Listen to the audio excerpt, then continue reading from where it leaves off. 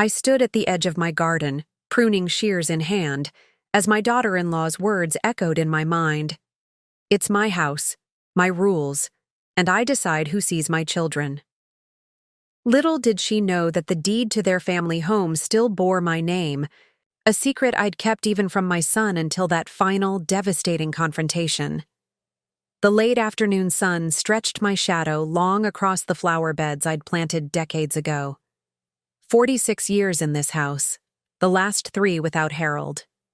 The rhododendrons were in full bloom now, their deep pink blossoms spilling over the stone pathway that wound through my backyard. Before we jump back in, tell us where you're tuning in from, and if this story touches you, make sure you're subscribed, because tomorrow I've saved something extra special for you. Harold had laid those stones himself the summer after we bought this place, measuring each one with careful precision. "Build it right the first time," he always said, "and it'll outlast us both." The stones had, so had the house. Harold hadn't. I clipped a wayward branch and the sharp snip of the shears punctuated the quiet afternoon. My neighbors, the Richardsons, had long since retreated indoors. Once upon a time, this neighborhood had bustled with the sounds of children, playing, garage doors opening as fathers returned from work, the occasional barking dog. Now there was just the whisper of wind through leaves and the distant hum of traffic from the highway. 3 years since Harold's heart attack, sudden and final. 2 years since my son David and his wife Vanessa had stopped bringing my grandchildren to Sunday dinners. 8 months since I'd last seen Emma and Jacob at all. The silence in my life had grown so loud it was almost deafening. I put down the shears and reached for my phone, checking it for the 5th time that hour. Nothing. I'd sent David a text that morning. "Emma's birthday is next week. I have a gift for her. May I come by?" I still hadn't received a reply. The last time I'd asked, Vanessa had answered through David's phone. "We're very busy these days. Maybe another time." Inside, my house was immaculate, everything in its place. Harold used to tease me about it. "Martha," he'd say, "even our dust has a designated spot." I'd spent the morning baking Emma's favorite cookies, snickerdoodles with extra cinnamon, even though I suspected they'd remain in my freezer, uneaten, like the Christmas cookies and Easter cupcakes before them. I walked past the staircase with its wall of family photos. David as a toddler on Harold's shoulders at the beach, David's college graduation. His wedding day, Vanessa resplendent in white, looking at my son like he'd hung the moon. The hospital, the day Emma was born, my heart so full I thought it might burst. Jacob's christening, all of us together around the baptismal font, smiling. When had it changed? Was it after Harold died? Or had the seeds been planted earlier, when Vanessa began suggesting they needed a larger house, better schools, a neighborhood more suited to their lifestyle? When David's visits became shorter, his calls more perfunctory, when Vanessa began finding excuses to leave early from family gatherings, taking the children with her, I settled into Harold's chair, the leather worn smooth where his body had rested for so many years. The house creaked and settled around me, familiar sounds I barely noticed anymore. My phone chimed, not David, but my sister Eleanor. "Still on for bridge club tomorrow?" her text read. "Yes," I replied, though my heart wasn't in it. Eleanor was the only person who knew the whole story, how I'd kept the house in my name when David and Vanessa moved in 5 years ago, after Harold and I had downsized to the condo downtown. The arrangement had been David's idea initially. He'd wanted to save for a down payment on a place of his own while renting from us. "It just makes financial sense, Mom," he'd said. "Why pay some stranger rent when we could be paying you?" I'd suggested transferring the deed to their names as a gift, but Harold had been cautious. "Let's see how they settle in first," he'd said. "There's no rush." Then came Harold's death, the condo that suddenly felt too empty, too new, lacking the comfort of the home we'd built together. I'd moved to my sister's for a while, then to a small rental on the other side of town. And as the months passed, the question of the house had faded from conversation. David started referring to it as our place.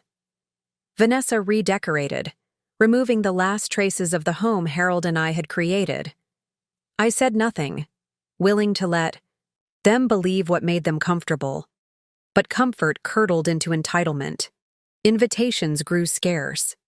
Questions about when I might want to formalize things with the house became more frequent, always when David was out of earshot. And then came the boundaries, the rules. The children are on a strict schedule now, Vanessa would say when I called. Visits are disruptive. We're trying a new parenting approach, she'd explain. Too many grandparent gifts create expectation issues. Eventually, it was simply, this doesn't work for us anymore. I'd withdrawn, hurt and bewildered, unwilling to cause friction in my son's marriage. David, caught between his wife and his mother, had chosen the path of least resistance. He stopped, asking me over. His calls became brief updates rather than conversations. And the children, my beautiful grandchildren, became increasingly distant memories rather than growing presences in my life. Eleanor thought I was being a doormat. It's your house, Martha, she'd say. You could end this power play any time. You wanted. But I couldn't bear the thought of being the cause of my son's unhappiness, of using leverage to force my way into their lives. What kind of relationship would that create? What kind of grandmother would that make me? So I tended my garden, baked cookies that went uneaten, bought gifts that remained unwrapped in my closet, and waited for a text message that never seemed to come. Until today. My phone finally lit up with David's response. Mom, we need to talk. About the house. Can you come over tomorrow evening? Just you, not Eleanor. I stared at the message, my heart suddenly racing. After all this time, he wanted to talk about the house. Not about Emma's birthday. Not about how long it had been since I'd seen my grandchildren. The house. I took a deep breath and typed my reply. I'll be there at 7. Perhaps it was finally time for the truth to come out. I barely slept that night. David's message played over and over in my mind like a record with a scratch. We need to talk about the house. Not about Emma's birthday, not about Jacob's Little League games I'd been missing, not about the growing distance between us. The house. By morning, I'd convinced myself of what was coming. They wanted me to sign over the property officially. Perhaps they were applying for a home equity loan, or maybe they were finally ready to buy a place of their own and needed to sell this one. Either way, I'd be forced to make a decision, reveal the secret I'd kept, or continue the charade at the cost of my relationship with my grandchildren. The hours crawled by. I tried to busy myself with ordinary tasks, watering the plants, sorting through old photographs, paying bills. But my mind kept returning to the evening ahead. What would I say to David?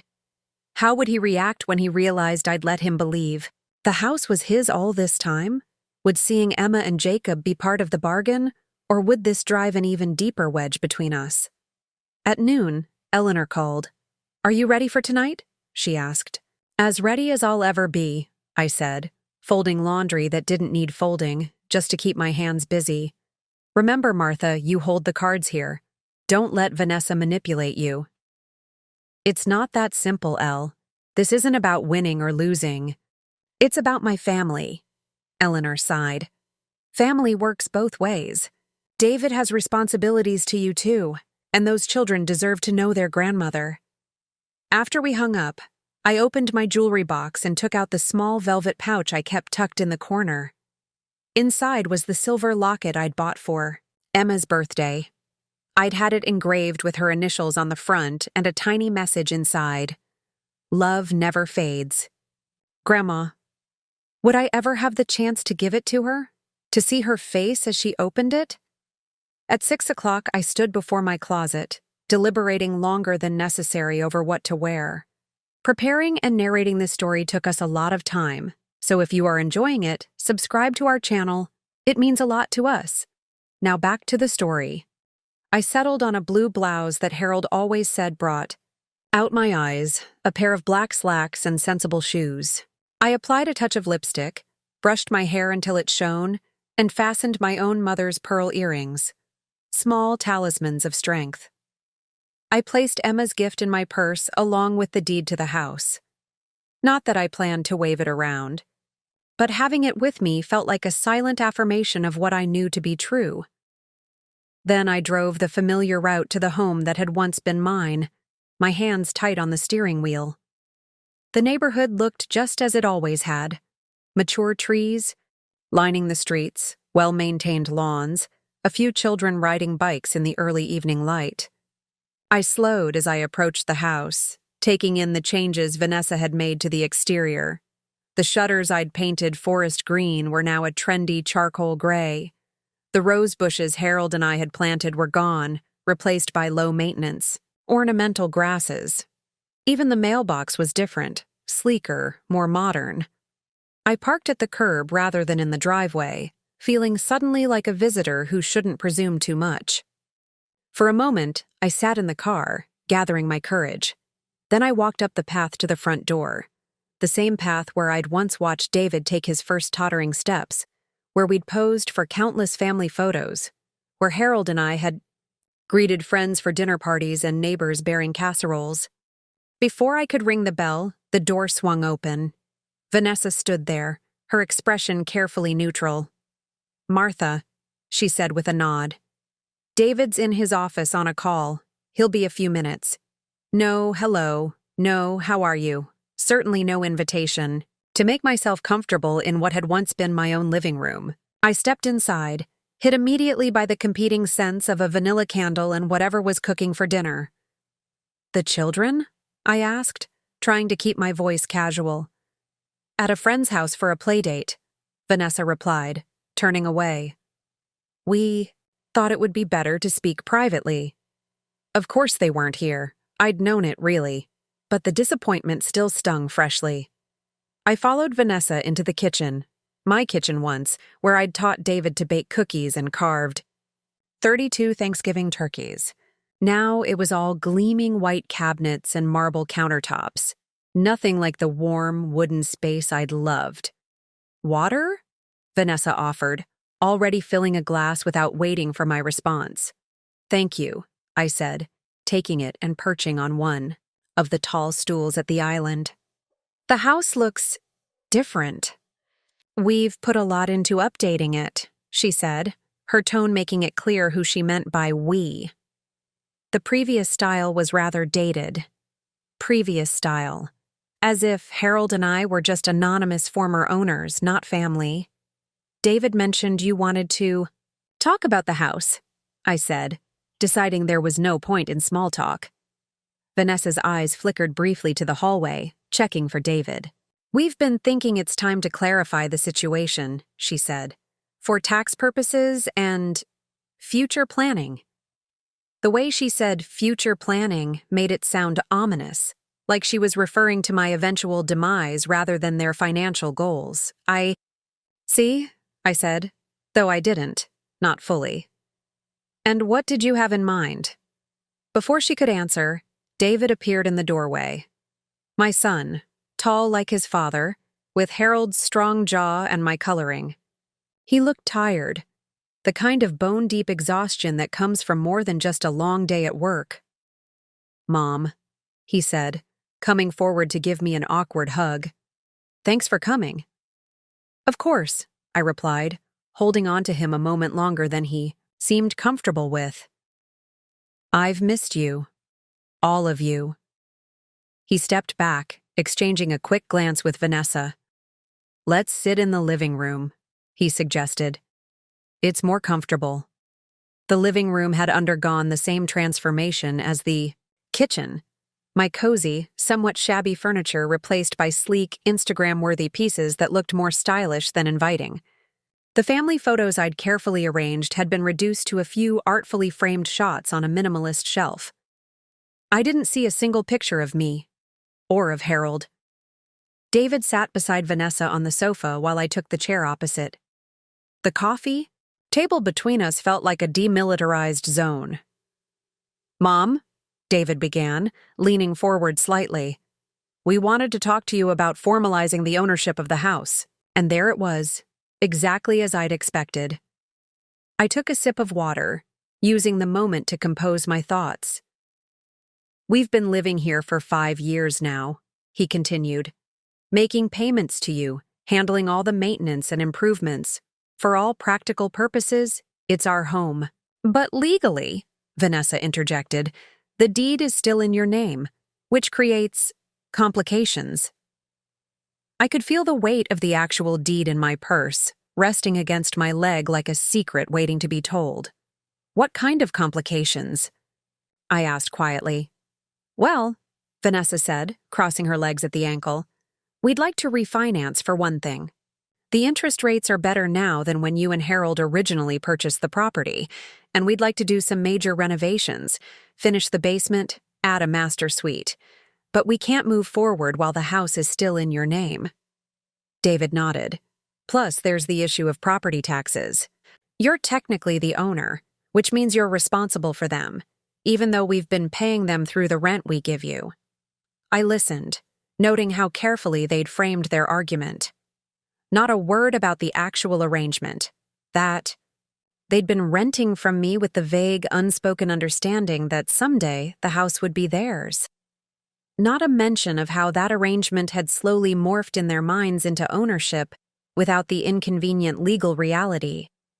"We were thinking," David continued, "that we could have the deed transferred to our names. We've built up a lot of equity with our payments over the years." Equity. As if the decades Harold and I had spent paying off the mortgage didn't exist. "You've been making rent payments," I corrected gently. "Not mortgage payments." David looked uncomfortable. "Mom, come on. We both know this was never a standard landlord-tenant situation. We're family." "Family," I repeated. The word hung in the air between us. Vanessa leaned forward. "Martha, this would really be the best solution for everyone. You'd be free from the liability of owning the property, and we'd have the security of legal ownership. We could even continue sending you a portion of what we've been paying as a gesture of goodwill. A gesture of goodwill. As if my own son would be doing me a favor by giving me money for a house that was already mine." "And what about Emma and Jacob?" I asked. "Would I be free to see them as well?" The room went silent. David glanced at Vanessa, who maintained her composed expression, though I could see the slight tightening around her mouth. "Mom," David said carefully, "that's a separate issue." "Is it?" I asked. "Because from where I sit, I haven't seen my grandchildren in 8 months. Not for Emma's dance recital, not for Jacob's birthday, not for Christmas. Each time I've asked, I've been told no. Yet now you want me to give you my house." "Our house," Vanessa corrected, her voice taking on an edge. "We've been living here, maintaining it, improving it." "While I've been paying the property insurance," I interjected, "and holding the deed." David ran a hand through his hair, a gesture so like Harold's that it made my heart ache. "Look, let's not turn this into something contentious. We're trying to find a solution that works for everyone." "A solution," I echoed, "to a problem that didn't exist until you created it." I reached into my purse and withdrew Emma's birthday gift, setting it on the coffee table. "I came here tonight hoping to give this to my granddaughter, to see her even briefly. Instead, I find you've intentionally kept the children away so you could discuss taking my house." Vanessa's expression hardened. "That's unfair, Martha. The children have busy schedules. They can't just drop everything whenever you want to see them." "Once a week would be enough," I said quietly. "Or even once a month. A phone call on holidays." "But it's been 8 months, Vanessa. 8 months since I've heard Emma's laugh or seen how much taller Jacob has grown." "We've been through this," she said dismissively. "The children need stability, routine. Too many visits disrupt that." David looked pained but said nothing to contradict his wife. His silence cut deeper than her words. I took a deep breath, feeling something shift inside me. All these months I'd been waiting, for an invitation that never came, for my son to stand up for me, for Vanessa to soften her stance. I'd made myself small, accommodating, afraid that any confrontation would only drive them further away. But, sitting here now, being asked to give up the last tangible connection I had to Harold, to our life together, while being denied the joy of knowing my grandchildren, something inside me hardened. "I need to think about this," I said, rising from my chair. "It's a big decision." David looked surprised. "Mom, we've already spoken to a lawyer. He said the transfer could be completed quickly, especially since we're family. We could have the paperwork ready by next week." Of course they had. They'd planned this all out, probably assuming I'd smile and sign whatever they put in front of me, grateful for the crumbs of their attention. "I'm sure he did," I replied, picking up my purse. "But I'll need to consult with my own attorney before making any decisions." Vanessa's eyes narrowed slightly. "Your attorney?" "Yes," I said simply. "As you pointed out, this is a legal matter." "Mom, there's no need to make this complicated," David began, but I held up a hand. "It's already complicated, David. You've made it so." I moved toward the door, then paused. "Please give Emma her gift. Tell her I love her. Tell them both I think about them every day." David followed me to the door, his expression troubled. "I'll call you tomorrow," he said. "We can talk more then." I nodded, not trusting myself to speak further. As I walked down the path to my car, I heard the door close behind me with a soft but definitive click. Driving home, I felt a strange mixture of grief and determination. For months I'd been living in limbo, hoping for a reconciliation that never materialized. I'd allowed myself to be erased from my grandchildren's lives, believing that patience and understanding would eventually win out. But tonight had shown me the truth. Nothing would change unless I changed it.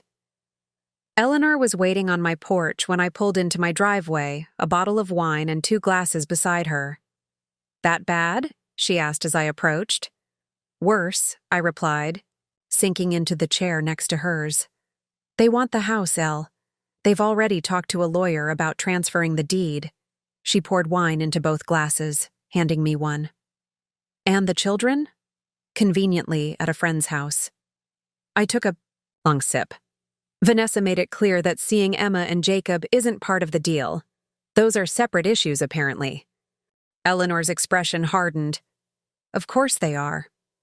We sat in silence for a moment, the evening air cool against my skin. "What are you going to do?" she finally asked. I stared out at my small garden, thinking of the home I'd built with Harold, the one David and Vanessa now occupied as if it were their right. I thought of Emma and Jacob growing up without knowing me, without understanding how deeply they were loved. I thought of all the boundaries I'd respected, all the slights I'd endured, all in the name of keeping peace. "I'm going to fight," I said quietly, the words surprising me even as they left my mouth. "Not for the house. I don't care about the property itself. But I won't be erased from my grandchildren's lives. I won't be treated as if my only value is in what I can give them." Eleanor reached over and squeezed my hand. "It's about time." That night, I went through old photo albums, touching faces preserved in time. Harold on our wedding day, David taking his first steps, Emma as a newborn in my arms, Jacob blowing out birthday candles. A family, my family, now fractured by silence and assumptions.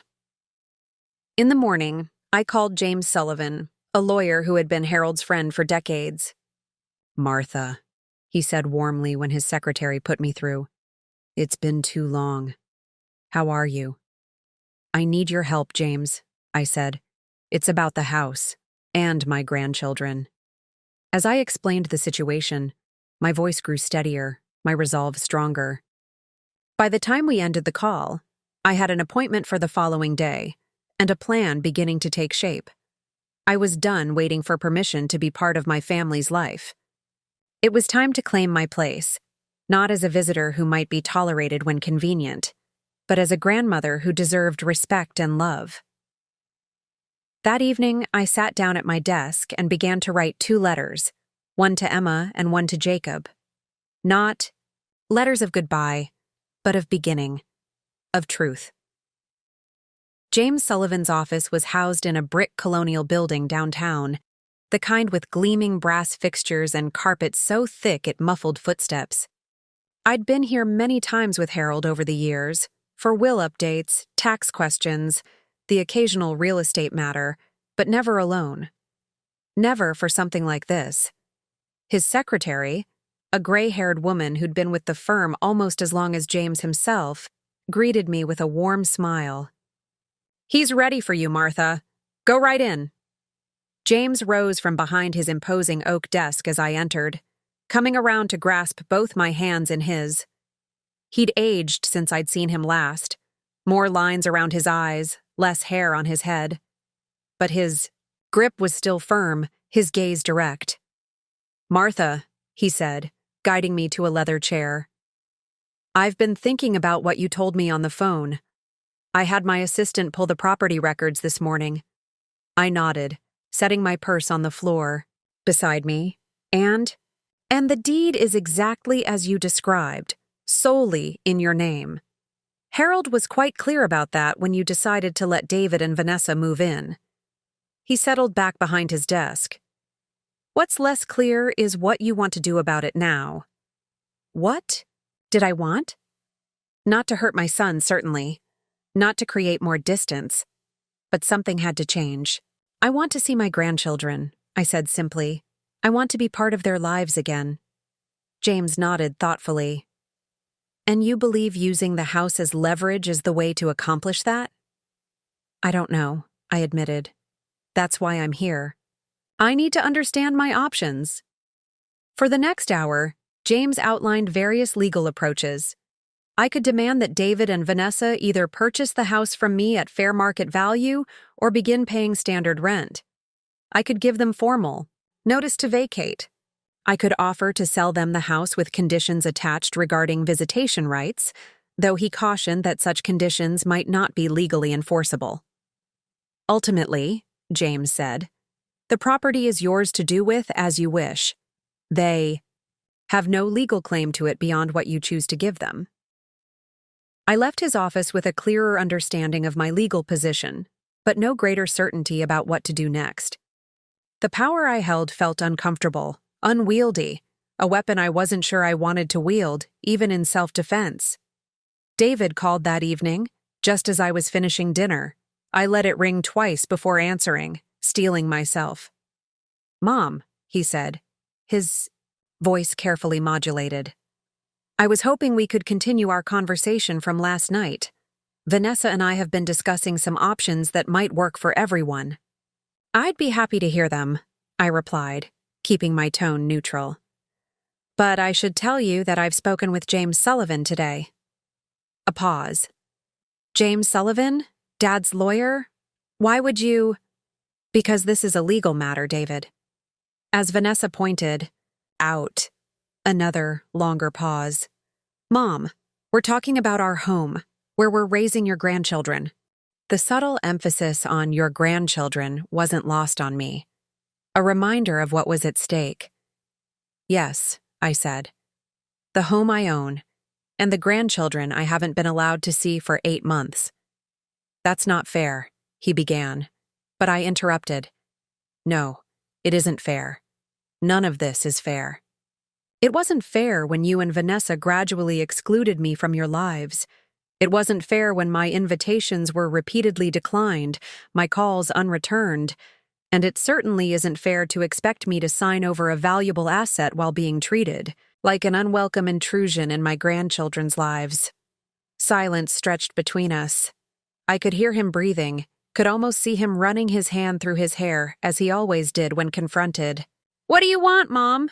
he finally asked, his voice strained. "I want what any grandmother wants," I replied. "Time with my grandchildren. Regular visits, phone calls, to be included in their lives in meaningful ways. I want to know them, David, and for them to know me. And if we agree to that, you'll transfer the house to us? His directness stung, but at least it was honest. I'm willing to discuss a fair arrangement regarding the house, but I need to see changes first. Real changes, not promises. I'll talk to Vanessa, he said after a moment. We'll figure something out. After we hung up, I sat holding the phone, wondering if I'd made things better or worse. Would this lead to genuine reconciliation, or would it only deepen the divide? The uncertainty gnawed at me, but for the first time in months, I felt a flicker of hope. The next morning, I received a text from David. Can you come to dinner tomorrow night? 6:30. The kids will be here. My heart leapt, then immediately tempered itself with caution. Was this a genuine olive branch, or simply a strategic move? Either way, I wasn't going to refuse a chance to see Emma and Jacob. I'll be there, I replied. Should I bring anything? Just yourself, came the response. I spent the following day in a state of nervous anticipation. I baked a batch of chocolate chip cookies, Jacob's favorite, and wrapped Emma's birthday present again in fresh paper. I chose my outfit with care, applied makeup for the first time in weeks, even made an appointment to have my hair trimmed. Eleanor called mid-afternoon. You're actually going?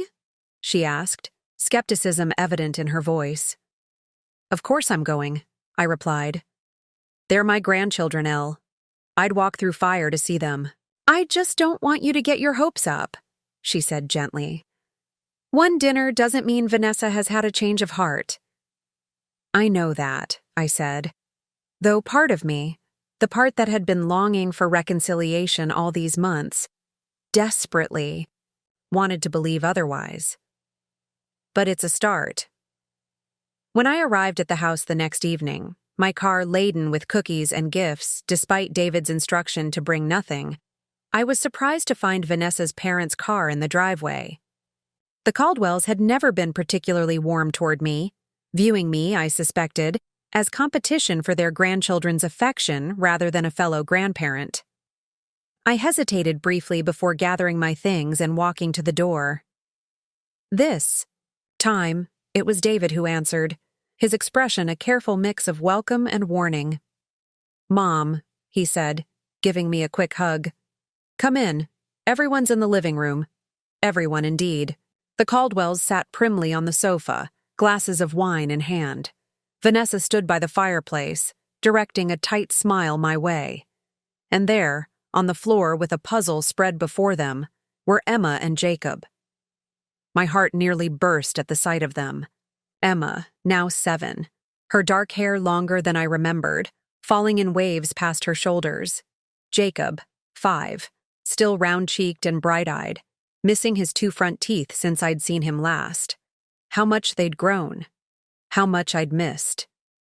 Grandma, Jacob exclaimed, leaping up and hurling himself at my legs with such force I nearly dropped the cookie tin. Emma followed more sedately, but her smile was genuine as she gave me a hug. I missed you, I whispered, hugging them both, breathing in the scent of their shampoo, feeling the solidity of their small bodies against mine. We missed you too, Emma said. Daddy said you were on a long trip. I looked up sharply at David, who had the grace to look uncomfortable. A trip? That was the story they'd been told to explain my absence. I'm back now, I said, squeezing Emma's hand. And I brought cookies, and your birthday present, even though I'm very late. Martha, Vanessa interjected, stepping forward. We were just about to sit down to dinner. Perhaps gifts could wait until later?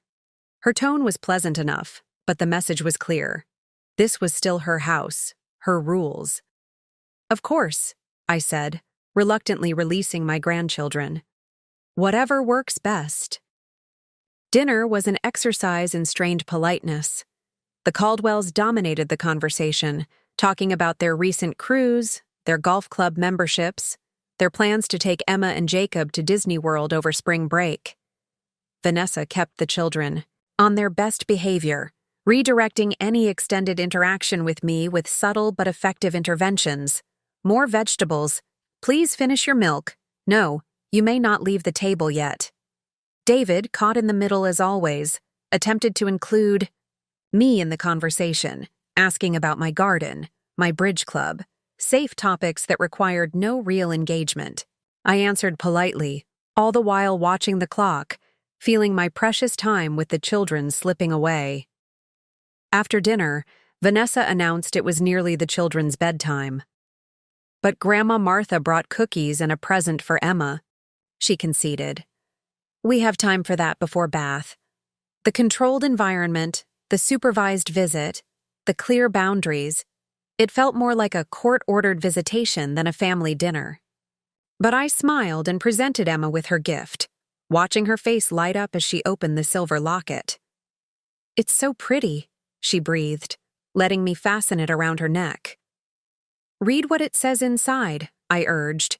She opened the delicate clasp, her small face growing serious as she read the inscription. Love never fades.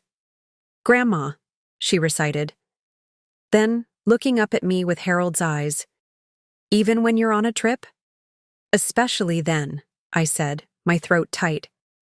I love you always, no matter where I am or how long it's been since I've seen you. Jacob, not to be outdone, climbed into my lap for cookies and whispered confidences about his kindergarten adventures. For 15 precious minutes, I had what I'd come for. Connection with my grandchildren, their warmth and innocence untouched by the adult complications swirling around us. Then Vanessa announced it was time for baths, and they were whisked away, with hurried hugs and promises to see me again soon, promises I wasn't sure would be kept. As I gathered my purse to leave, David walked me to the door. Thank you for coming, he said. It meant a lot to the kids. It meant everything to me, I replied honestly. But David, this can't be a one-time event, and I can't accept being written out of their lives with a story about a trip. He glanced back toward the kitchen, where Vanessa was presumably within earshot. We're working on it, Mom. Tonight was a first step. A first step that felt choreographed to appease me while maintaining Vanessa's control. A performance rather than a reconciliation. And the house? I asked quietly. His expression shifted, becoming more businesslike. James Sullivan contacted our lawyer today. He said you're open to discussing terms. I am, I confirmed. Once I'm satisfied that I'll have a real relationship with my grandchildren going forward. David's jaw tightened slightly. So this is a transaction?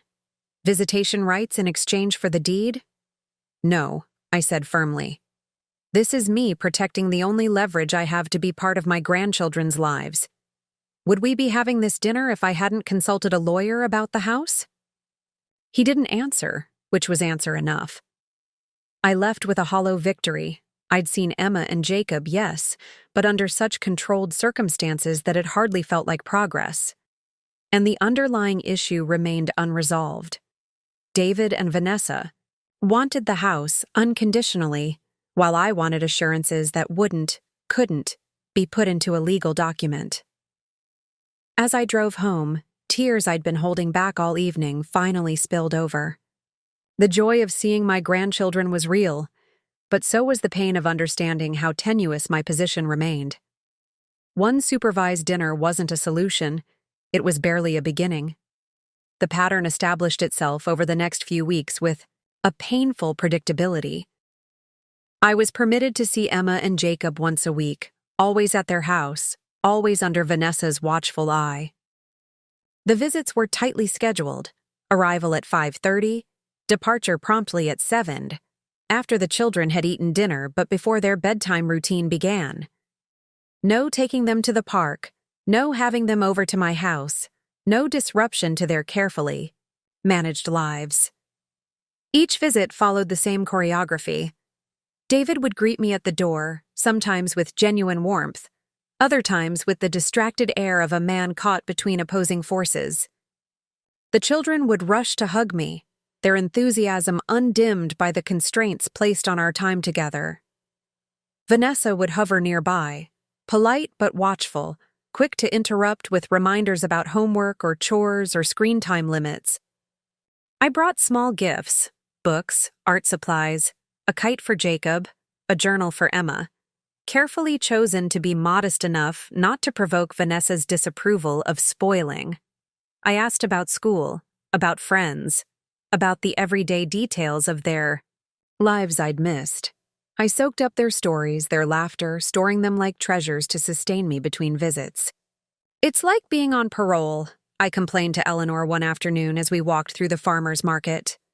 "One misstep, and I'll lose my visiting privileges." "You're letting them dictate the terms," Eleanor replied, examining a display of tomatoes. "You have the power here, Martha. You just aren't using it." Using it would mean forcing the issue about the house, possibly creating a permanent rift with David. "And this isn't a rift?" she asked pointedly. "These supervised visits where Vanessa watches you like you might kidnap the children at any moment?" After one particularly strained visit, where Vanessa had repeatedly interrupted my reading with Emma to remind her about an assignment due the next day, I found myself sitting in my car outside their house, too upset to drive immediately.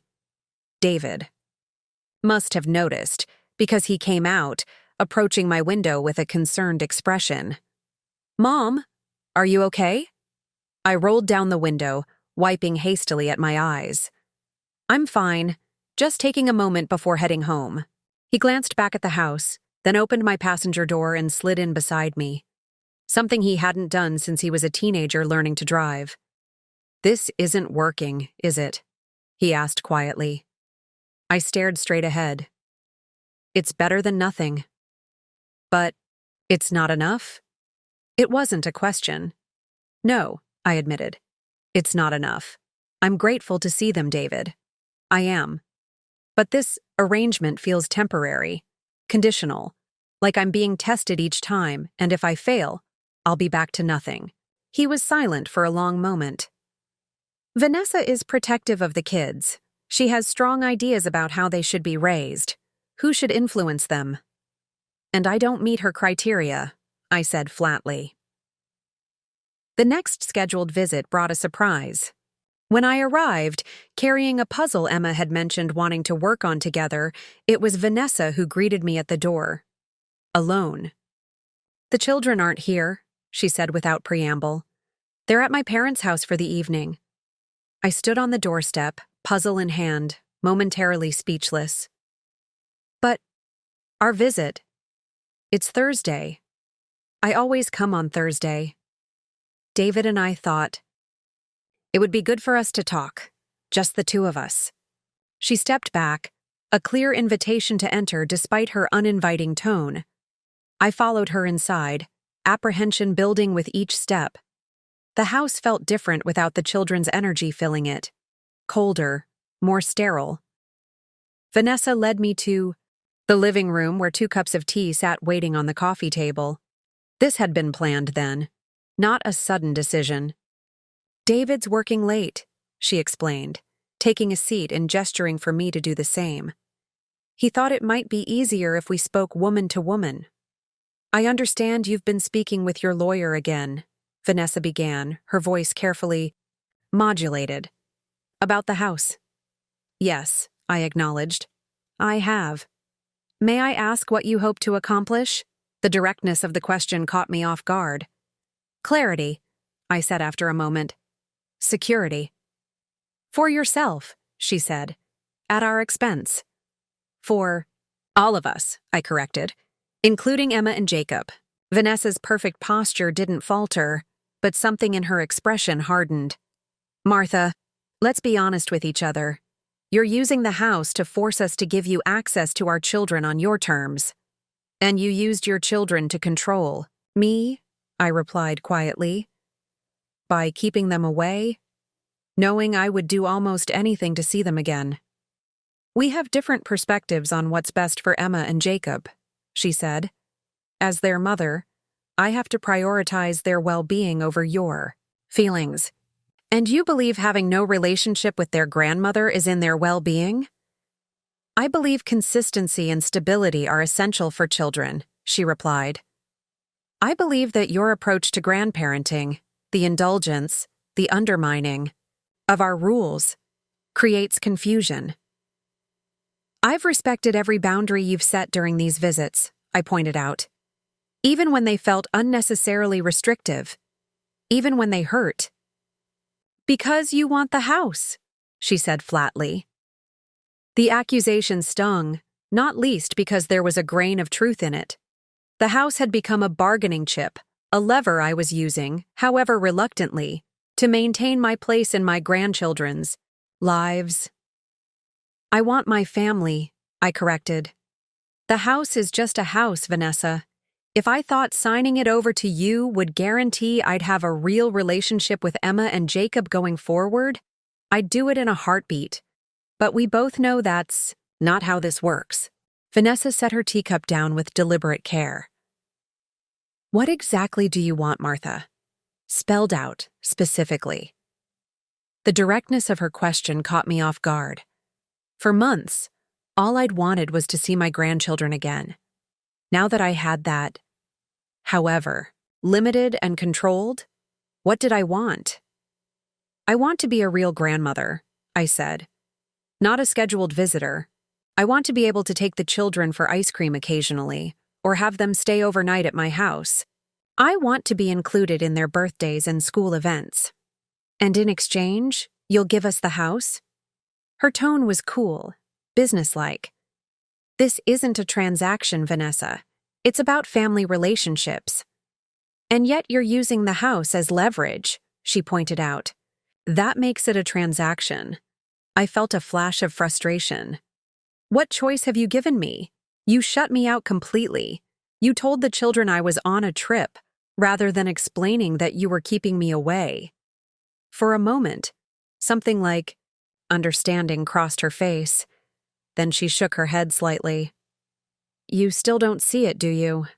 This is exactly why I've been cautious about your influence on the children. You think rules and boundaries are optional if your feelings are hurt. The mention of her mother, something Vanessa rarely discussed, momentarily silenced me. I knew she'd been raised primarily by her father, with her paternal grandparents stepping in to help. I'm not trying to take your place, I said more gently. I just want to have mine. We parted that evening with nothing resolved. The following week, my regularly scheduled visit was canceled without explanation. When I called David, he sounded harried and distant. It's not a good time, Mom. Vanessa's swamped with work, and I've got my hands full with the kids.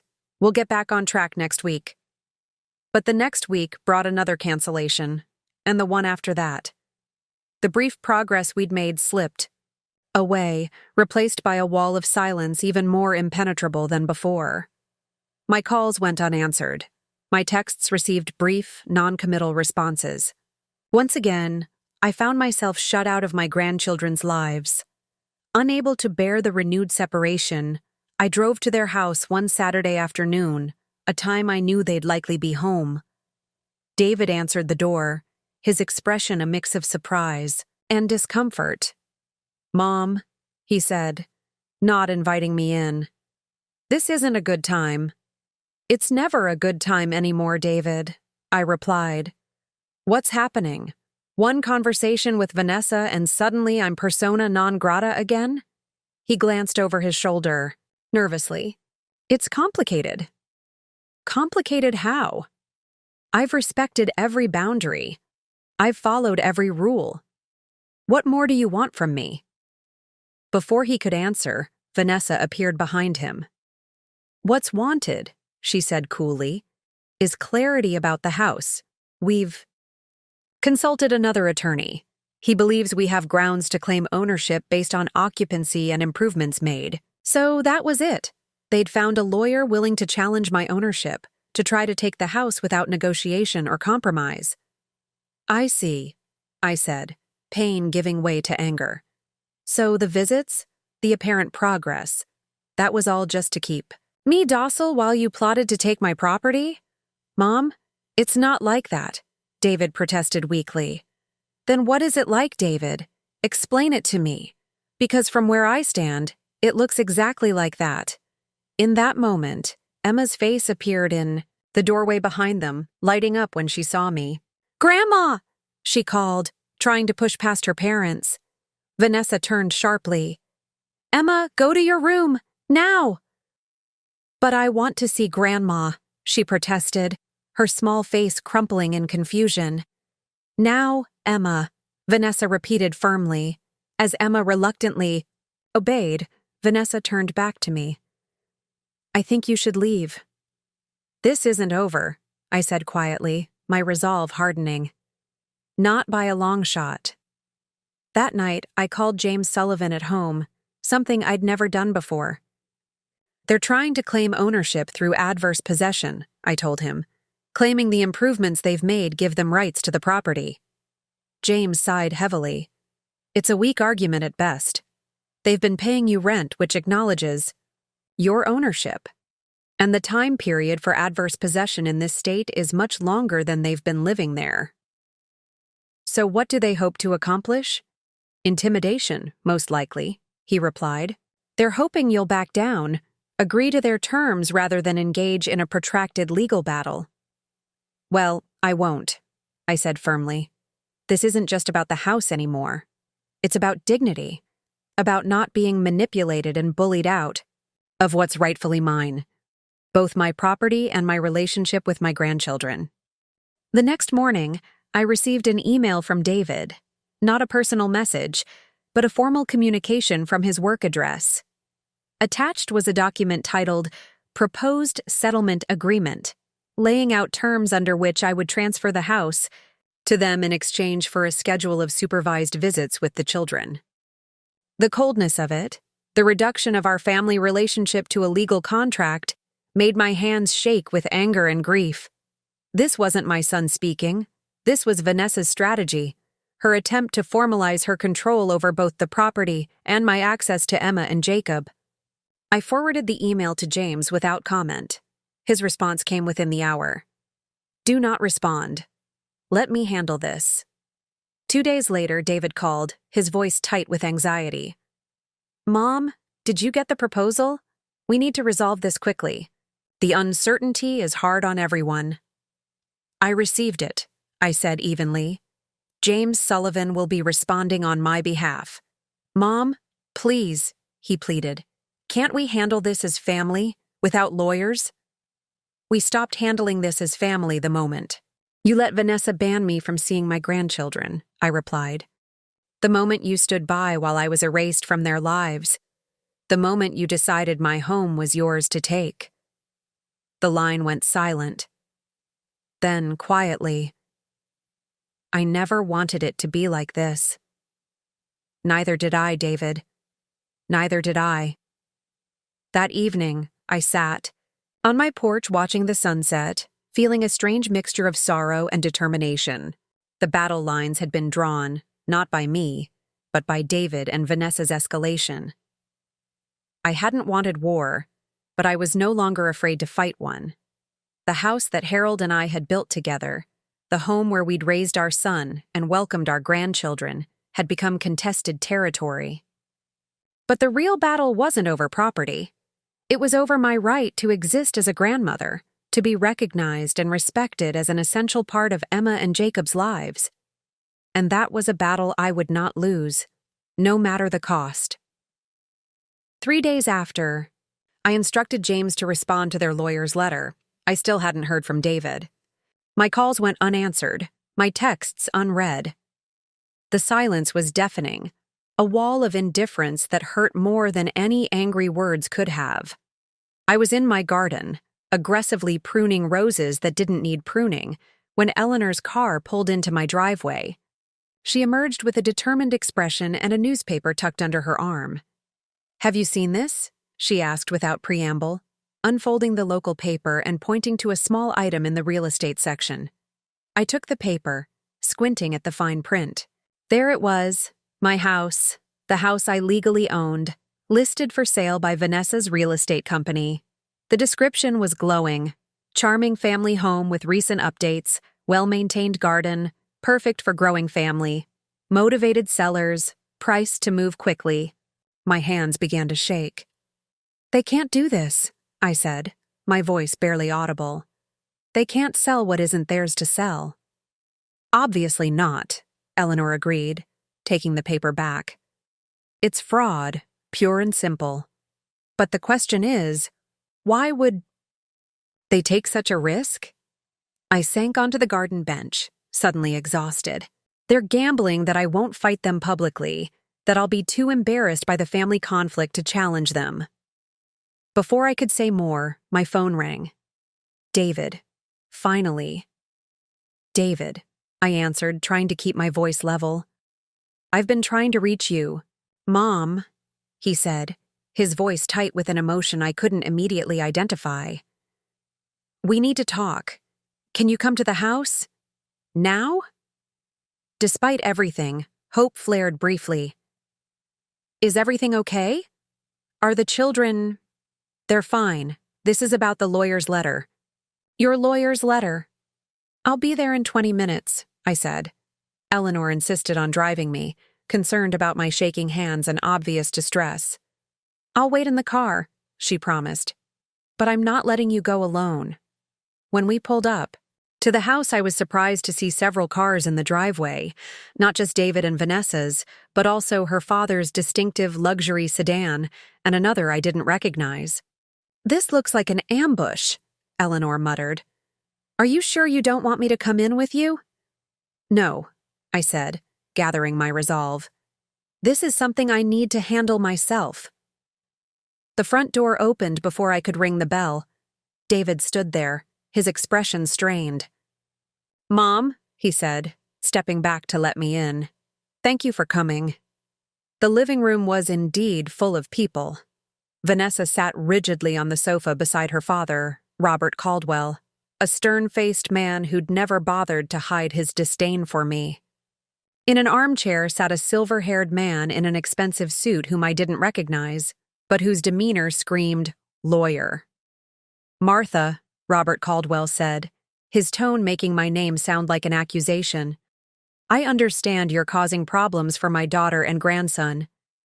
Before I could respond, David interjected. Dad, please, let's keep this civil. Robert ignored him, continuing to address me directly. This, he waved a paper that I recognized as James's letter, is completely unacceptable. Threatening legal action against your own son? Over a house you haven't lived in for years? I didn't threaten legal action, I corrected calmly. I simply stated my legal rights after receiving an aggressive letter from your lawyer. And I notice, no one mentioned the fraudulent listing of my property for sale without my knowledge or consent. A flicker of surprise crossed Vanessa's face, quickly controlled. We were merely testing the market, she said smoothly. Gauging interest. By listing a property you don't own? I asked. I believe that's illegal in all 50 states. The silver-haired man cleared his throat. Perhaps we should focus on finding a resolution rather than exchanging accusations. And you are? I asked pointedly. Gregory Winters, he replied. I represent Mr. and Mrs. Caldwell in this matter. My son and daughter-in-law, I corrected. Not the Caldwells. Robert Caldwell leaned forward. Vanessa is my daughter. This is a family matter, and I intend to protect her interests. By helping them steal my house? I asked, my patience finally snapping. By supporting their attempt to cut me out of my grandchildren's lives unless I surrender a valuable property? Is that how you protect your family, Mr. Caldwell? The room fell silent. David looked stunned, as if he'd never heard me speak so directly. Vanessa's face flushed with anger. But it was Robert Caldwell's expression that caught my attention. A flicker of confusion, quickly masked. What exactly do you mean, cut out of the grandchildren's lives? He asked slowly. It dawned on me then that Robert might not know the full story, might not understand that his daughter had been using my grandchildren as pawns in this property dispute. I mean exactly that, I said, looking directly at him. For 8 months, Vanessa refused to let me see Emma and Jacob. When I finally consulted a lawyer about my rights to the house, suddenly I was permitted supervised visits. Then, when I wouldn't immediately sign over the deed, those visits were canceled. My grandchildren were used as leverage to get me to surrender my property. Robert turned to Vanessa, his expression hardening. Is this true? Vanessa shifted uncomfortably. Mom's exaggerating. We were busy. The children had activities. 8 months, I interrupted firmly. 8 months without seeing them, without even a phone call on my birthday or Mother's Day. Does that sound like busy to you, Robert? For the first time, Robert Caldwell looked uncertain. He turned to David. David, is this accurate? David couldn't meet his father-in-law's eyes. It's complicated, he hedged. It's not complicated at all, I said, finding strength in finally speaking the unvarnished truth. It's quite simple, actually. Your daughter decided I wasn't welcome in my grandchildren's lives, and my son didn't have the courage to stand up to her. Then, when they decided they wanted my house, suddenly I was allowed limited supervised access, as long as I didn't make waves. The moment I asserted my legal rights, that access was revoked. The silence that followed was profound. The lawyer, Gregory Winters, looked distinctly uncomfortable. David stared at the floor, but it was the exchange of glances between Robert and Vanessa that told me everything I needed to know. Robert Caldwell was not a warm man, not someone I'd ever felt particularly close to. But he was, in his way, a man of principle. And he was clearly processing what he'd just learned with growing displeasure. I think, he said finally, his voice measured, that I've been misinformed about certain aspects of this situation. Vanessa attempted to interject, but Robert held up his hand, silencing her with a gesture he'd probably used since she was a child. Martha, he continued, turning to me, I want to be very clear about something. I fully supported Vanessa and David claiming ownership of the house because I was told you had verbally promised it to them, that you were reneging on that promise, and that you were using legal technicalities to maintain control. I was never told that my grandchildren were being kept from you. The revelation hung in the air like smoke. David looked physically ill. Vanessa's composure cracked visibly, her perfectly composed facade slipping to reveal panic beneath. That changes things considerably, Robert continued. Mr. Winters, I believe we need to reassess our strategy here. The lawyer nodded, already gathering his papers, sensing the shift in the wind. What are you saying, Dad? Vanessa asked, her voice higher than usual.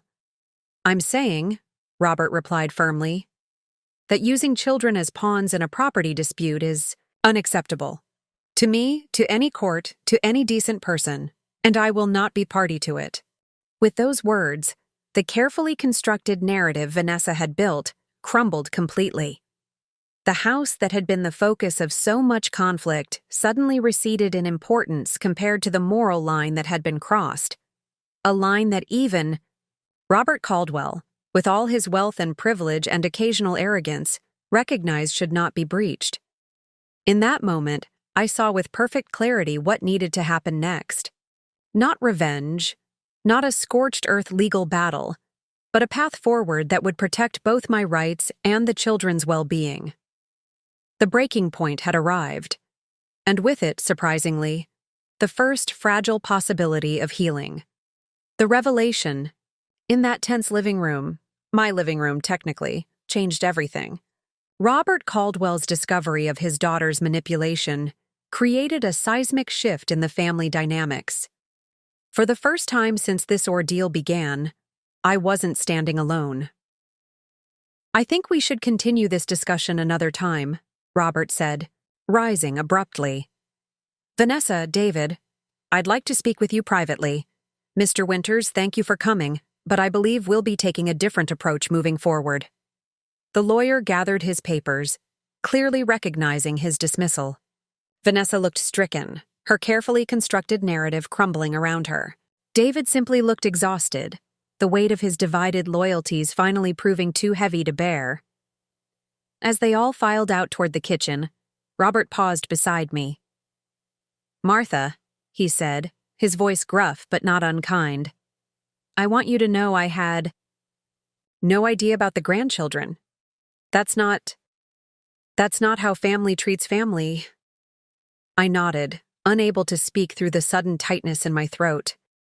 For all his faults, Robert understood one thing Vanessa had forgotten.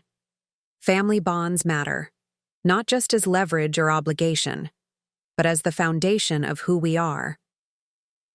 Eleanor was still waiting in the car when I emerged from the house 10 minutes later. I slid into the passenger seat, emotionally drained but curiously lightened. "Well?" she demanded. "What happened?" "A turning point," I said simply. Robert Caldwell happened. As we drove back to my house, I recounted the confrontation, the revelation, and Robert's unexpected intervention. Eleanor listened, occasionally nodding or making small sounds of satisfaction. "Good for Robert," she said when I finished. "I never thought I'd say that, but good for him. Some lines shouldn't be crossed, even for your own child." Back at home, I sank into my favorite chair by the window, watching the afternoon light filter through the old maple tree in my yard. For the first time in months, I felt a sense of possibility rather than just loss and anger. Not certainty, not resolution, but space for something new to emerge from the wreckage of what had been. Eleanor made tea, moving comfortably through my kitchen as she had since we were young mothers together, figuring out our lives one cup at a time. "What do you think will happen now?" she asked, setting a steaming mug beside me. "I don't know," I admitted. "But, whatever it is, I'm done being a doormat. Done accepting crumbs of time with my grandchildren. Done pretending it doesn't hurt when I'm pushed aside." "Good," she said firmly. "It's about time." The phone rang early the next morning, David's number on the caller ID. I answered cautiously, still raw from yesterday's confrontation. "Mom," he said, his voice rough, as if he'd been up all night. "Can we talk? Just us?" We arranged to meet, at a small cafe downtown, neutral territory for both of us. When I arrived, David was already there, hunched over a coffee, looking more disheveled than I'd seen him in years. "Thanks for coming," he said as I slid into the seat across from him. "I owe you an apology. Many apologies, actually." I waited, giving him space to continue. "I've been a coward," he said finally, meeting my eyes directly. "Caught between Vanessa and you, I took the path of least resistance. I told myself I was keeping peace in my marriage, protecting my children from conflict. But the truth is, I was just avoiding the hard conversations. With Vanessa, with you, with myself." The raw honesty in his voice made my eyes sting. "I understand the position you were in, David. I do. But I needed you to see me, to recognize what was happening." "I saw," he admitted. "I just chose not to act. And that's unforgivable." "Not unforgivable," I corrected gently. "Painful, yes, disappointing, but not beyond forgiveness." He wrapped his hands around his coffee mug, as if seeking warmth. "After you left yesterday, Robert laid into Vanessa pretty hard. He told her she'd crossed a line, using the children as leverage. That keeping you from them was cruel, not just to you, but to them." "And what did Vanessa say?" David sighed. "She was defensive at first.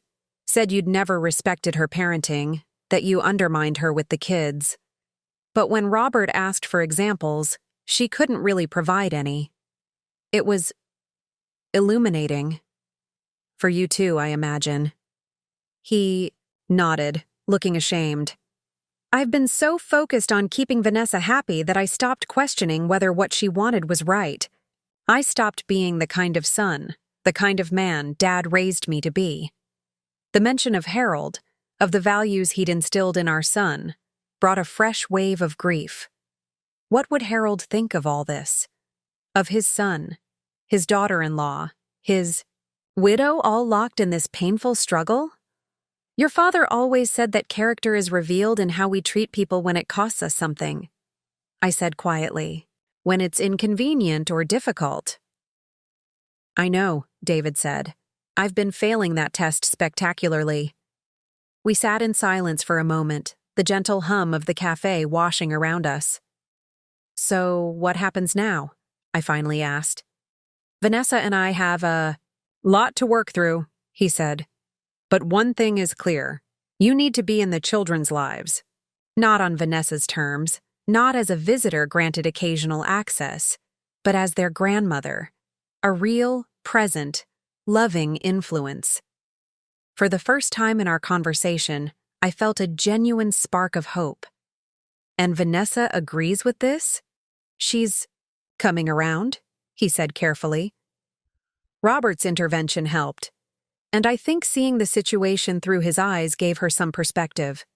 She never knew her mother, never had a grandmother who was present. She didn't understand what she was taking from Emma and Jacob, and from you. And the house? I asked, addressing the elephant that had been looming over all our interactions. David looked genuinely remorseful. We've withdrawn the listing, obviously, and we're prepared to continue the original arrangement, paying you rent, maintaining the property. If at some point you decide you want to sell it to us, we'd be grateful. But that's entirely your decision, with no pressure or conditions attached. It was everything I'd been asking for all along. My place in my grandchildren's lives acknowledged, my ownership of the house respected. Yet, instead of triumph, what I felt was profound sadness for how much pain we'd all endured to reach this point. I appreciate that, I said. But I think we all need some time to heal before making any permanent decisions about the house.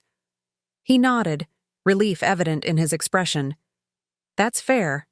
More than fair, given everything. As we parted outside the cafe, David hugged me, a real embrace, not the perfunctory gesture he'd offered at our supervised visits. I'm sorry, Mom, he whispered. So sorry. I know, I said, holding him tightly. I am too. The following days brought a tentative new normal. Emma and Jacob came to my house for the afternoon, just them, dropped off by David, without Vanessa hovering nearby. They explored my garden, helped bake cookies in my kitchen, discovered the toy box I'd been slowly filling with items I thought they might enjoy. Why didn't we come here before? Emma asked as she examined a kaleidoscope that had once been her father's. Sometimes grown-ups make things more complicated than they need to be, I answered, choosing my words carefully. But that's changing. Now. Vanessa remained distant, polite but reserved when we interacted during drop-offs and pickups. The wall between us hadn't come down entirely, but there were cracks in its foundation. Small moments of genuine communication, brief acknowledgments of each other's importance in the children's lives. Robert Caldwell, surprisingly, became an unexpected ally. He invited me to lunch one day, just the two of us, in what I initially assumed would be an uncomfortable obligation. I owe you an apology, Martha, he said once we were seated. I should have asked more questions, should have seen what was happening. You couldn't have known, I said. Vanessa is your daughter. You trusted her perspective. He shook his head. That's no excuse. I've always prided myself on fairness, on doing what's right even when it's difficult. I failed in that here. His candor surprised me. In all the years I'd known Robert, he'd always presented a facade of confident authority, never admitting error or vulnerability. What made you intervene? I asked. That day, in the house? He considered the question, absently turning his water glass. When you talked about not seeing the children for 8 months, it hit me. After my wife died, my in-laws were essential. They kept Barbara's memory alive for Vanessa, gave her stability when I was drowning in grief and work. The thought of someone deliberately cutting off that kind of relationship. He shook his head. It's not right. In that moment, I saw Robert, not as an adversary or even as Vanessa's father, but simply as a man who'd faced his own losses, who understood the value of family connections. Thank you, I said simply, for seeing that, for speaking up. He nodded once, decisively. Family's complicated. God knows Vanessa and I have our issues, but some things are fundamental. A child needs all the love they can get in this world. As we ate our lunch, talking about safer topics, his golf game, my garden club, memories of Harold, I felt something shift inside me. The anger I'd been carrying, the hurt and resentment, began to loosen its grip, not disappearing entirely, but making space for something else, understanding, perhaps, even forgiveness. That evening, I sat on my porch, watching the sunset paint the sky in shades of pink and gold. The events of the past months played through my mind, the pain of separation, the battle over the house, the confrontation that had finally broken through the walls of silence and manipulation. I'd lost so much, time with my grandchildren that could never be reclaimed, trust in my son that would take years to rebuild, the simple joy of being an unquestioned, welcome presence in my family's life. But I'd gained something too, a clearer sense of my own worth, my own boundaries, the courage to fight for my place rather than accepting its erasure. Eleanor joined me on the porch, settling into the chair beside mine with a contented sigh. "Penny for your thoughts," she said, handing me a glass of wine. "I was just thinking about identity," I replied. "About who I am beyond being David's mother or Emma and Jacob's grandmother." "And who is that?" she asked. I smiled, watching the last rays of sunlight gild the trees. Someone who refuses to disappear. Someone who's still growing, still learning, still claiming her own space in the world. "I'll drink to that," Eleanor said, raising her glass in a toast. "To women who refuse to disappear." As our glasses clinked, I felt a sense of peace settle over me. The road ahead would not be smooth. There were still hurts to heal, trust to rebuild, boundaries to establish and maintain. But for the first time in a long while, I was walking that road on my own terms, with my dignity intact and my worth affirmed. Not just as a grandmother, not just as a property owner, but as myself, complex, imperfect, and absolutely essential to the tapestry of my family's life. 2 weeks after my conversation with David at the cafe, I invited James Sullivan to my home. We sat in the garden, the late afternoon sun warming the air as bees hummed lazily among my flowering plants. "I need to make some decisions," I told him, pouring iced tea into 2 tall glasses. "About the house, about my future, about protecting my relationship with my grandchildren." James nodded, accepting the drink. "I've been expecting this call. What are you thinking?" I'd spent days considering my options, weighing emotional needs against practical realities, immediate desires against long-term security. The clarity that had emerged surprised even me. "I want to create a trust," I said. "For Emma and Jacob. I want to put the house in it." James's eyebrows rose slightly. "That's an interesting approach. Tell me more." "The trust would own the house," I explained. "David and Vanessa could continue living there, maintaining it as they have been. But the house itself would eventually pass to Emma and Jacob when they're adults, not to David, not to Vanessa." "And you?" James asked. "What would your role be?" "Co-trustee, along with someone neutral. Perhaps you, if you're willing." The trust would include provisions requiring that I have regular, meaningful access to my grandchildren. If that access is denied, the terms would change, perhaps requiring market-rate rent rather than the reduced amount they're currently paying. James considered this, his expression thoughtful. "It's unconventional but legally sound. The house becomes a legacy for your grandchildren rather than an asset for your son and daughter-in-law. And it creates a structure that protects your relationship with Emma and Jacob without making it feel like a direct transaction." "Exactly," I said. "I don't want to use the house as a weapon, but I do want to ensure it serves its highest purpose, creating security for the next generation while maintaining family bonds." "What about your own security?" James asked. If the house is in trust, what will you live on? I smiled, having anticipated this question. I have my pension, my savings, the income from the rent they pay, and I've decided to sell some property Harold and I bought years ago as an investment. It's more than enough for my needs. As we discussed the details, I felt a growing sense of rightness about the plan. This wasn't about punishing Vanessa, or even about asserting control. It was about creating a structure that would outlast the current tensions, that would serve the family's best interests long after I was gone. 2 days later, I invited David to my house, alone, without Vanessa. We sat in the same garden where I'd spoken with James, surrounded by the roses Harold and I had planted together, the bird feeder David had built in high school still hanging. From the old maple tree. I've made some decisions, I told him, laying out the trust plan in simple terms. The house will be preserved for Emma and Jacob's future, while you and Vanessa continue living there and building your lives. David listened, carefully, his expression shifting from wariness to surprise to something like relief.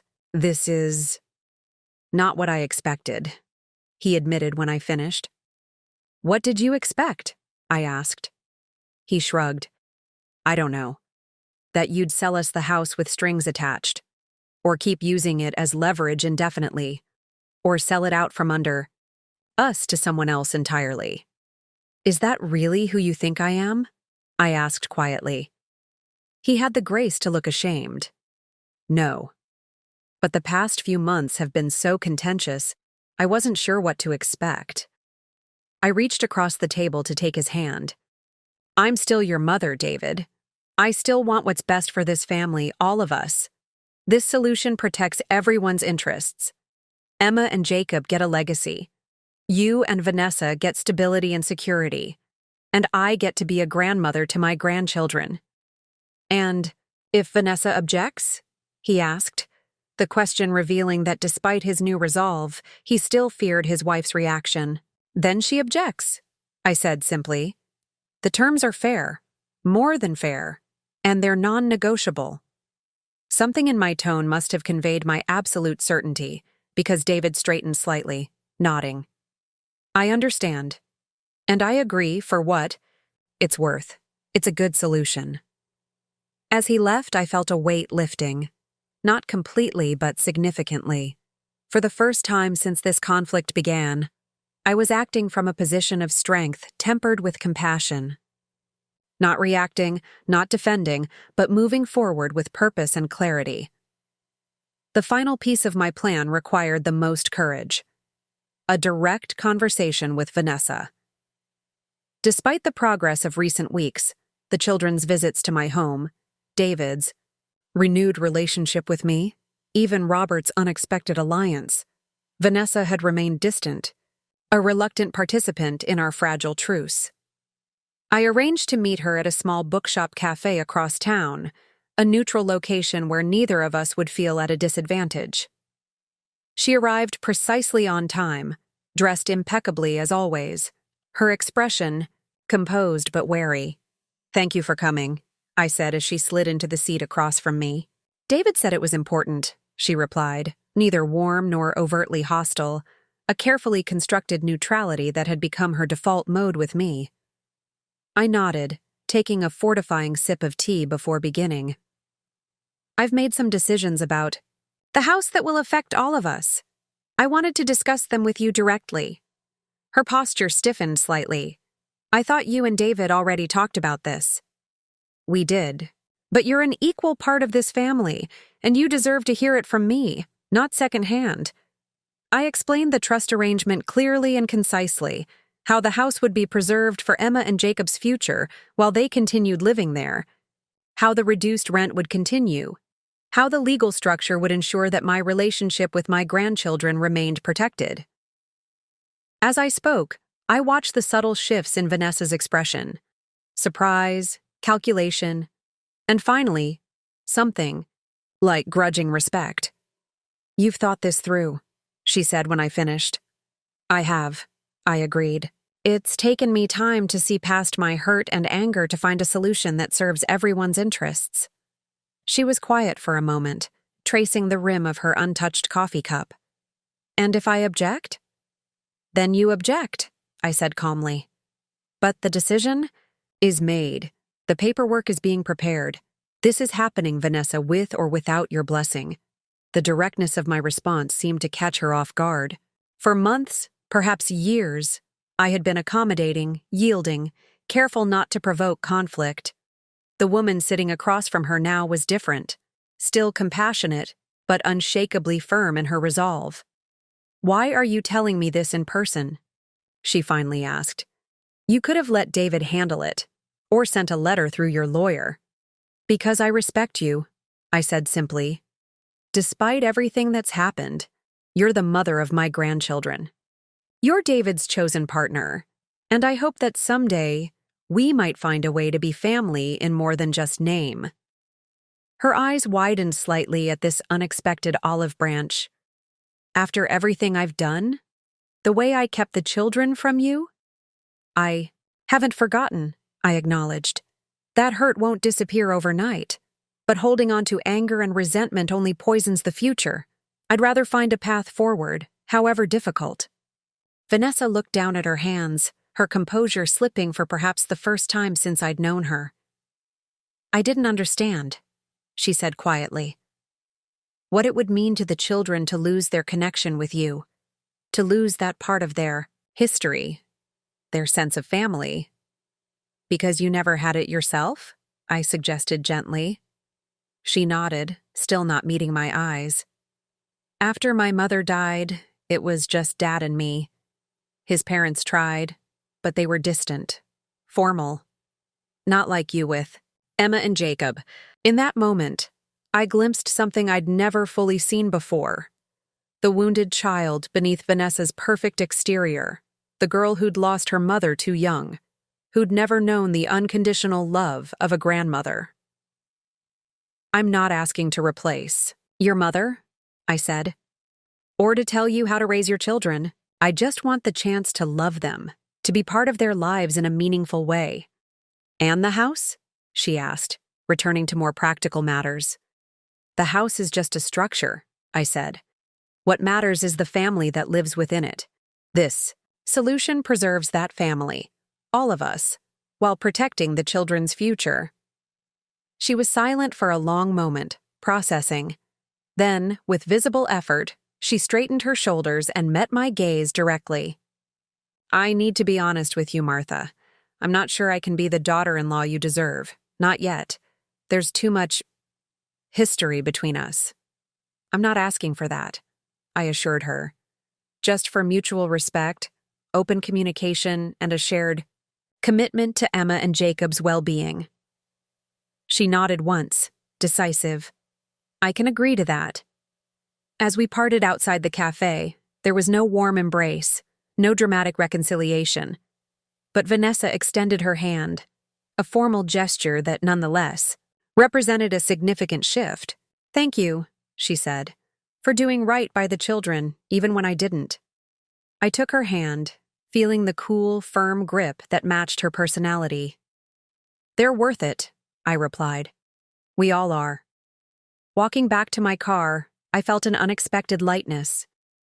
The confrontation I'd dreaded had instead become a moment of truth, of clarity, perhaps even the foundation for a new understanding between us.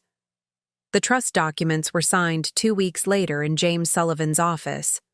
David and Vanessa were there, as was Robert Caldwell, who had surprised everyone by offering to serve as the independent co-trustee alongside me.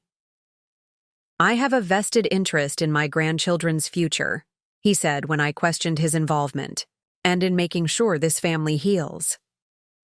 As we all applied our signatures to the legal papers that would protect both the property and our family bonds, I felt Harold's presence strongly, his practical wisdom, his belief in doing the right thing. Even when difficult, he would have approved of this solution, I thought. Not just the legal arrangement, but the attempt to rebuild what had been broken.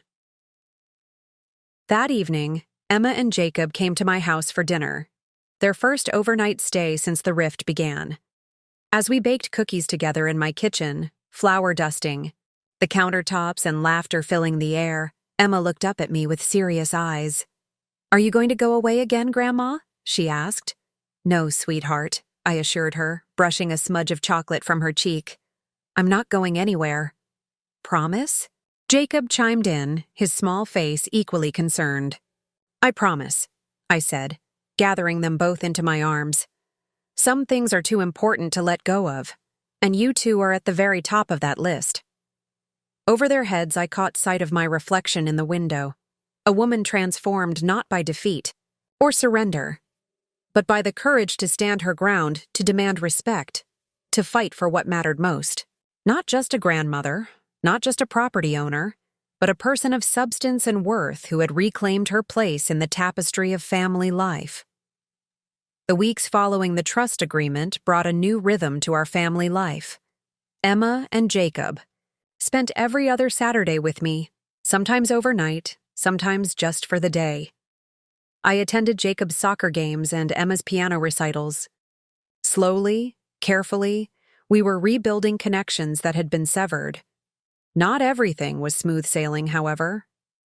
The first real test of our fragile new arrangement came on Thanksgiving. Traditionally, the holiday had rotated between my home and the Caldwells, but this year, Vanessa suggested hosting at their house, my house, now in trust. "We're thinking just immediate family," she said during a drop-off. "Us, the children, Dad, and you, of course." Her casual inclusion of me was progress, but something in her tone gave me pause. "That sounds lovely," I said. "What can I bring?" "Actually," she hesitated, "Mom always made the stuffing and cranberry sauce. I thought maybe you could handle those." I recognized the olive branch she was extending, allowing me to contribute meaningful dishes to the meal, acknowledging my role in the family tradition. But I also noted the subtle positioning. She would be the primary hostess, directing the sigh, gathering from her place at the head of the table. "I'd be happy to," I agreed, choosing to accept the gesture in the spirit it was offered. When Thanksgiving arrived, I entered the house. Still strange to ring the doorbell at a place that had been mine for decades, bearing my contributions and a centerpiece of fall flowers. The home was transformed with Vanessa's elegant holiday decorations, very different from the homier style Harold and I had favored. "Everything looks beautiful," I said sincerely. Vanessa accepted the compliment with a nod, directing me to the kitchen where I could place my dishes. As I arranged the stuffing beside her perfectly browned turkey, I noticed she'd also made a stuffing of her own, a clear statement that while I was included, I wasn't essential. Throughout the meal, I observed the subtle power dynamics at play. Vanessa controlled the conversation, graciously but firmly directing topics away from any memories I started to share of past holidays with David or the children. When Emma began asking about the Thanksgiving when her father was her age, Vanessa smoothly interjected with a story about her own childhood celebrations. I caught David watching me, his expression anxious, clearly hoping I wouldn't challenge these small but deliberate redirections. Robert, too, seemed aware of the undercurrents, his gaze shifting between Vanessa and me with shrewd assessment. In the past, I might have retreated into hurt silence or pushed back with passive-aggressive comments of my own. Now, I chose a different path. I enjoyed the children's company, contributed warmly to conversations when included, and let go of the need to assert my historical primacy in David's holiday memories. When the meal was over and the table being cleared, Vanessa approached me as I rinsed dishes at the sink. "Was the stuffing recipe your mother's?" she asked, a question that acknowledged family heritage in a way she rarely had before. "Yes," I said. "She taught me when I was about Emma's age." Vanessa nodded, seeming to consider this. "Perhaps you could teach Emma sometime. It would be nice for her to have that connection." It was a small opening, tentatively offered. I accepted, it with equal care. "I'd like that, when she's ready." As I drove home that evening, I reflected on the day, the subtle challenges to my place in the family, the careful navigation of new boundaries. I hadn't won every small skirmish for position or prominence, but I hadn't needed to. My place was secure not because I'd dominated or submitted, but because I'd stood firmly in my own worth while allowing others theirs. The trust protected my legal rights, but it was this inner certainty, this refusal to be erased or diminished, that truly safeguarded my place in my family's life. 1 year after the confrontation that changed everything, I sat in my garden on a perfect spring morning, watching Emma help me plant new rose bushes while Jacob constructed an elaborate fairy house from twigs and moss nearby. The children now spent every other weekend with me, a routine that had become as natural as breathing. "Grandma," Emma said, patting soil around a tender plant, "did you know these roses will be here even when we're grown up?" "That's right," I replied. Gardens are a gift to the future. We plant them knowing others will enjoy them long after us. "Like the house," she said matter-of-factly. "Dad explained that it's for Jacob and me when we're older, but we all get to live in it now." Her simple understanding of the trust arrangement made me smile. Children have an innate sense of fairness, of things being in their proper place. The changes in our family hadn't happened overnight. There had been missteps, moments of tension, old habits reasserting themselves. But with each passing month, our new reality had solidified. A family reconfigured but intact, relationships transformed but not destroyed. Vanessa and I had developed a cordial relationship based on mutual respect, if not deep affection.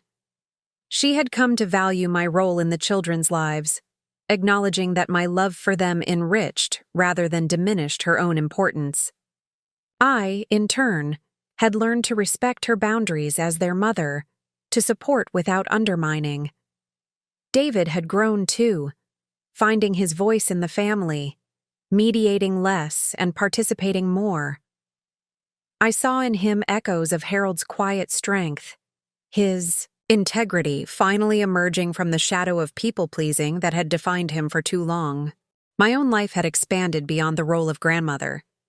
I'd joined a memoir writing group at the community center, sharing stories of my life with Harold, of raising David, of weathering this family crisis and emerging stronger.